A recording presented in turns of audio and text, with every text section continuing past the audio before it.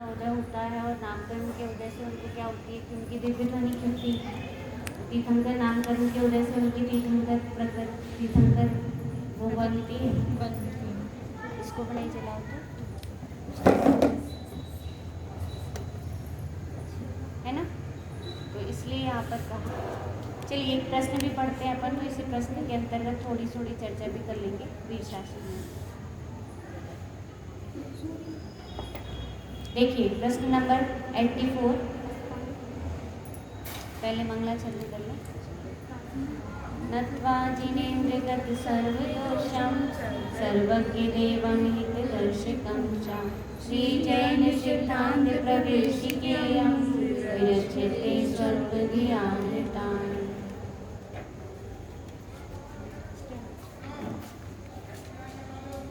तीर्थंकर किसे कहते हैं? प्रश्न नंबर 84।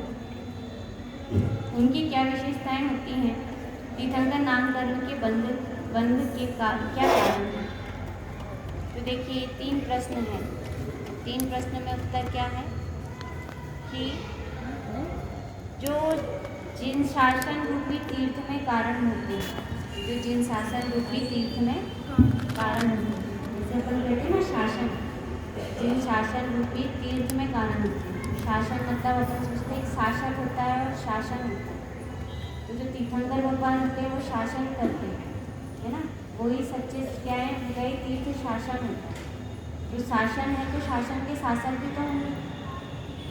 अनुशासन होता है ना, अनुशासन कौन पलवाता है? जो शासक होता है वही अनुशासन पलवाता है। तो शासक कौन कहलाता है? जो शासन करने वाले होते हैं वो शासक कहलाते हैं। तो जैन धर्म के शासक कौन है? कि भगवान महावीर है। अपन कोई जो कुछ कह रहा है वो थोड़ी ना है। इसमें कौन है? कि महावीर भगवान। अभी आपने देखा होगा प्रथम तीर्थंकर भगवान जो थे उनका भी क्या चलता था कि उनका भी शासन होता। लेकिन एक तीर्थंकर के बाद दूसरे तीर्थंकर हो जाते तो उनका शासन काल समाप्त हो जाता है और दूसरा शासन काल प्रारंभ हो जाता है। पर ये शासन जो है वो किसका शासन है? तीर्थ का शासन। तीर्थ का शासन मतलब तिराने का शासन। तीर्थ का शासन मतलब तिराने का शासन। तिराने मतलब कह सकते हैं त्यौहार में से कि पार लगाने का शासन है। मतलब हर कोई तो क्या करेंगे, हाँ नाव से तिरा जाता है। जैसे हर कोई तो क्या करेंगे, अपने में विलीन कर देते हैं। अन्य जगह जो चर्चा चलती है वो चर्चा में क्या होता है, उसमें ये कहा जाता है कि क्या हुआ कि आपने अपने हम भगवान के अंश हैं और भगवान में जाके मिल जाएंगे। हम भगवान के अंश हैं और भगवान में जाके मिल जाएंगे। ऐसा कौन कहते हैं कि अन्य मत में जो घटनाएं होती हैं वो इस प्रकार से होती हैं कि वो ये कहते हैं कि अन्य ही क्या करते हैं कि अन्य में जाकर मिल जाने का नाम क्या कहलाता है? उनका वैकुंठ या मोक्ष कहलाता है। वो मोक्ष इसका नाम कहते हैं कि हम भगवान के एक अंश थे और भगवान में जाके क्या हो गए, विलीन हो गए। अवतार माना जाता है। हाँ अवतार तो भगवान के मानते हैं, लेकिन अंश को अंशी में मिला कि एक अंश था।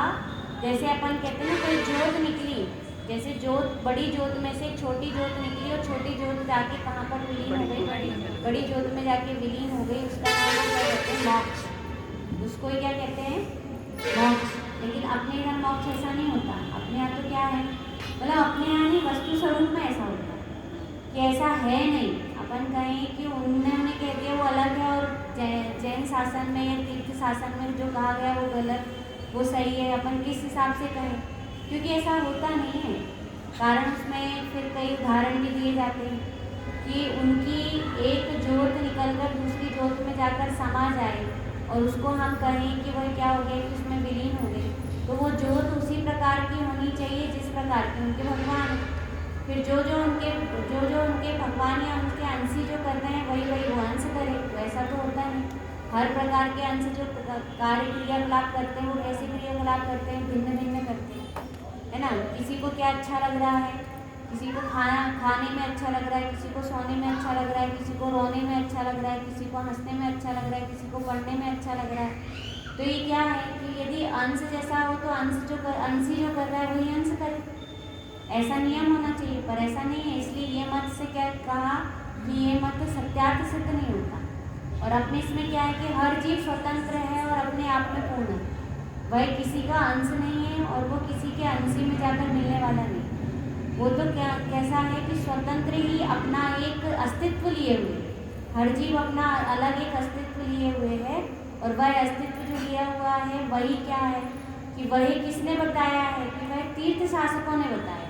तीर्थ शासक कौन है कि तीर्थ शासक भगवान तीर्थंकर भगवान कौन है, उनके तीर्थंकर भगवान। तो तीर्थंकर भगवान कैसे हैं, तीर्थ शासक हैं।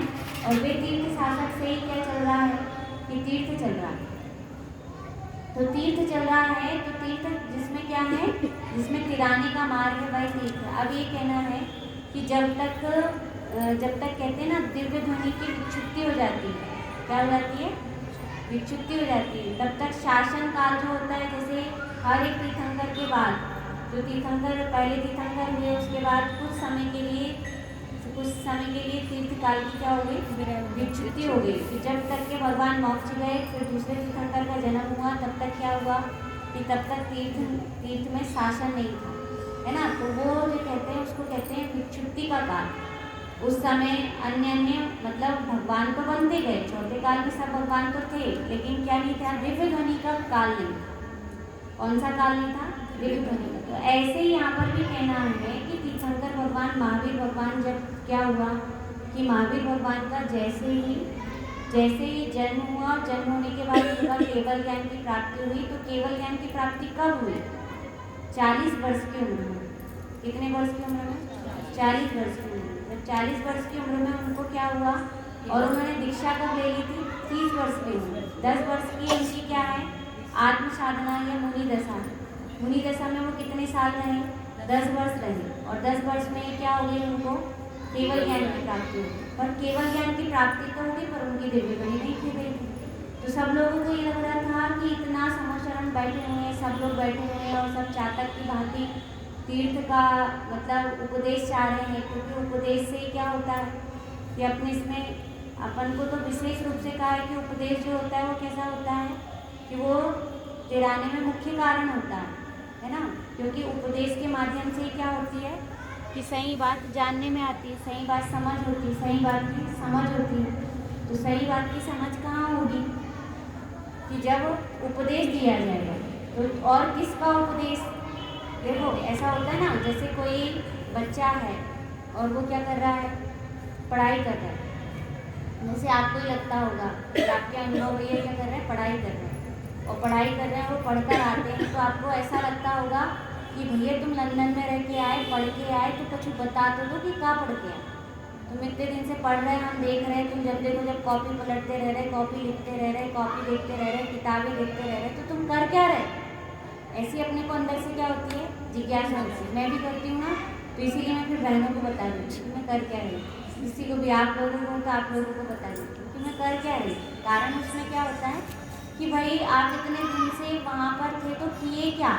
अपने को क्या होता है कि उनके वचन सुनने की या उनकी वो सुनने की एक जिज्ञासा होती है। ऐसा नहीं अपना बच्चा कहीं गया हो या अपने घर के परिवार के लोग भी कहीं बाहर गए हों और आते हों तो बहुत देर तक के क्या करते हैं, वो पूरी स्टोरी सुनाते ना, हम वहाँ गए थे, फिर वहाँ वो लोग मिले थे, फिर उन लोगों ने हमसे ऐसी कही, फिर हमने उनसे ऐसी कही, फिर उन्होंने हमें गिफ्ट दिए, फिर हमने उन्हें गिफ्ट दिए। तो ये अपन क्या करते हैं, आपस में सुनाते हैं। क्या सुनाते हैं, घटना सुनाते हैं। क्या सुनाते हैं, घटना। तो अब बताओ, तीर्थंकर भगवान 24वें तीर्थंकर महावीर भगवान अब मुनिराज की दिव्य ध्वनि खीरने के लिए तो सभी लोग चातक के भांति बैठे रहते हैं। तो जो तीर्थंकर हो गए, जिनको केवल ज्ञान हो गया और केवल ज्ञान होने के बाद जिनकी दिव्य ध्वनि नहीं खीर रही, तो फिर क्या होगा, सब कैसी जिज्ञासा से बैठे होंगे, कितने अंदर में उत्सुक होंगे, कितना अंदर में उत्साह बढ़ रहा होगा, कितना अंदर हृदय प्रफुल्लित हो रहा होगा कि भगवान को क्या हो गया है, भगवान को केवल ज्ञान हो गया। और केवल ज्ञान में क्या दिख रहा है कि सारा तीन लोग नजर आ रहा है। तो ये कुछ कहेंगे और किसके बारे में कहेंगे, हमारे बारे में कहेंगे।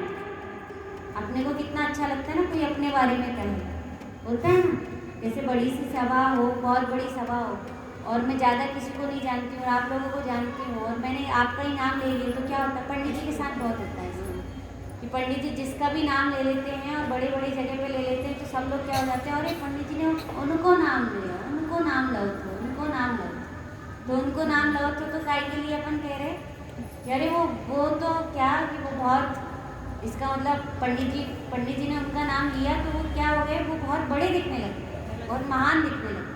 वैसे ही कहना है कि महावीर भगवान की दिव्य ध्वनि में किसके भाव नजर आ रहे थे? महावीर भगवान के ज्ञान में, केवल ज्ञान में, इसमें केवल ज्ञान में किसके भाव नजर आ रहे थे? कि वो साक्षी के भाव नजर आ रहे थे। और बताओ साक्षी कितनी खुश हो गई कि मेरे भाव किसके ज्ञान में आ रहे थे? महावीर भगवान के ज्ञान में आ रहे थे कि ये जीव एक है और मुझे दिख रहा है, पर यहाँ समोशरण में दिख नहीं रहा है ना, समोशरण से बाहर है। उनके ज्ञान में तो झलकेगा कि नहीं झलकेगा केवल ज्ञान होगा? वो तो सर्व जीवों के बारे में जानते हैं, अंशिका के बारे में भी जानते हैं और दीपाली के बारे में विशेष रूप से जानते हैं, है ना। ऐसा है क्या किसी के बारे में विशेष जानते हैं, किसी के बारे में सामान्य जानते हैं? ये नहीं, वो तो सबके बारे में जानते हैं, सारे जीवों के बारे में जानते हो, सारे जीवों के भवों के बारे में जानते हैं, परिणामों के बारे में जानते हैं और सबके बारे में जानते हो, लेकिन जान रहे हैं और बोल नहीं रहे। अब अपन सब वहाँ बैठे थे, समझ लो समो शरण में, और क्या हो रहा था कि भगवान सबके बारे में जान रहे थे पर कुछ कह नहीं रहे थे।